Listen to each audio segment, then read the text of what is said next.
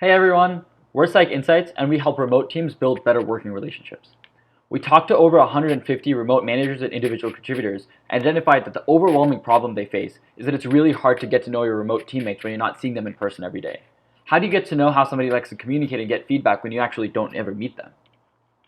Current solutions like personality assessments, employee readmes, and user manuals, and one-on-ones with the manager just aren't cutting it. That's why we built Kona. Kona is an AI-powered Slack bot that helps you get to know how your remote teammates like to communicate and work. It analyzes the way they communicate in public Slack channels to give you insights on how you can approach conversations with them. We're better than our competitors because it's an automated tool that gives you accurate insights that are specific to each relationship that you have. This helps you boost your engagement and you never have to actually leave Slack, so it's built for your daily workflow. But don't just take our word for it. We've been generating a ton of interest online. Just look at some of these things that people have said about us. We launched our closed private beta in January 2020, and we were overwhelmed with pilot signups. We had more than 25 companies sign up to be a part of our pilot program. We chose 10 of those to start with, and we're now at 15 pilots so far, with one paying customer. We've had strong organic inbound leads on the website, and so people are actually coming to the website and signing up for it without us ever having reached out to them even. We have really strong conversion numbers, which means that 15% of people that visit the website actually click the try for free button, and 3% of the total site visits translate into waitlist signups. This is all with zero marketing spend. So you can see that we're solving a real problem, and we have a real product. We also generated our first revenue this month in April, and we generated $50 in recurring monthly revenue. But this is going to increase significantly. Look at some of our pilots. We have Buffer, which is 120 people, Rainforest is 150 people, Distillery is 200 people, Austria is 500 people, Chef is 250 people, CloudBees is 500 people, and Doist is 250 people. This is already exploding, and we've been overwhelmed with pilot interest. But it's not just pilot interest. Our users love it. Remote managers have absolutely been giving us raving reviews. Specifically, look at some of the stuff that people at Chef Software and Auth0 have said. But this is just the beginning. We're currently a Slack tool, but we plan to slot on top of every other remote communication tool to add a layer of empathy and human connection to the way that you communicate.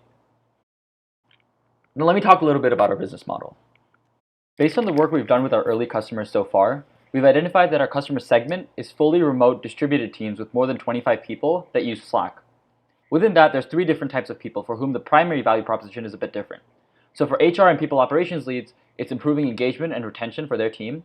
For directors of engineering and product, it's working better across different teams. And for product managers and engineering managers, it's better communication and feedback within the actual team. We used this to come up with our pricing strategy based on the 3 factors of customer value, our own cost drivers, and competitive pricing. We estimate that the value we're generating for our customers is around $6,500 per month. Our own costs are $32 a month, and our competitors are pricing themselves at anywhere between $400 to $1,450 per month. That's why we have a 3-tiered pricing model based on the size of the company. This is pretty standard for enterprise Slack bots. Although the product is the same for the 3 tiers, the primary value prop is different. For the smallest tier, the value is an effective communication within the team. For this, we plan to charge $600 a month, but we're currently discounting it for our early customers to $50 per month.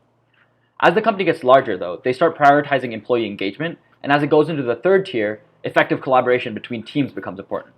That's how we determine the value of the product. We're currently acquiring customers by driving traffic to the website and getting people to click the try for free button on our website and sign up for the waitlist. Currently, we're doing cold LinkedIn outreach and reaching out to Slack communities, but eventually we plan to move to a purely paid advertising model to automate this process. The two main tools we'll be using for this is going to be LinkedIn ads and Google ads, and we've estimated that our customer acquisition cost with these channels is $175. Beyond paid ads, we're going to be doing strategic partnerships with other remote influencers, doing influencer affiliates, attending a ton of remote conferences, and doing content marketing. The market for a tool that improves collaboration between and within teams is massive. Our total addressable market is the enterprise collaboration market, which is roughly $32 billion.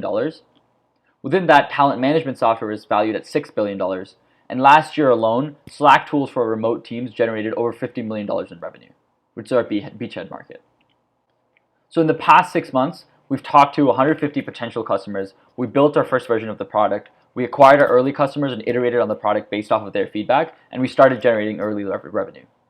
Now, over the next 6 to 12 months, we need to obviously further develop the product, quantify the value add that we have, do more customer development to identify what the value is that they're getting out of it. Now, in order to free up resources in terms of our own time, in order to further develop the product, quantify the value add, and develop our existing customers, we need to find a way to automate the customer acquisition process. This is going to be through spending money on paid advertisement channels. That's why we need to raise money. As far as fundraising goes, we've already raised $25,000 from Arrow Capital, which is a student-run fund based out of Berkeley. This is going to keep us afloat for the next couple of months. Because Andrew and I are both Kleiner Perkins Fellows, we also have the opportunity to raise a further $100,000 from Kleiner Perkins through the KP Fellows program. Hi. So Sike's regulatory risks are actually extremely low. The GDPR is the main regulatory risk that Sike faces, and the EU is actually considerate of good faith attempts at compliance. So as long as Sike makes a good faith attempt, the EU will actually work with Sike to be fully compliant before they impose any penalties. So that's great news. Sike also has organized their data very well, so they have every ability to comply with any of the data rights the GDPR imposes, such as data erasure, security, portability. Sike can definitely do it. And the CCPA is the California equivalent of the GDPR. Compliance with the GDPR largely secures compliance with the CCPA, so that's not really a separate issue. And it takes a while, as you can see, for the CCPA to actually kick in for Sike. So we're not really worried about that right now. So we're really excited about this team. I'm Sid, I'm the CEO. I'm a Kleiner Perkins Engineering Fellow, and I've worked as an enterprise product manager and software engineer before. I'm leading the backend engineering. Andrew is also a Kleiner Perkins Engineering Fellow. He's interned at Apple on front-end engineering, and he started his own business before too. He's heading up design and front-end.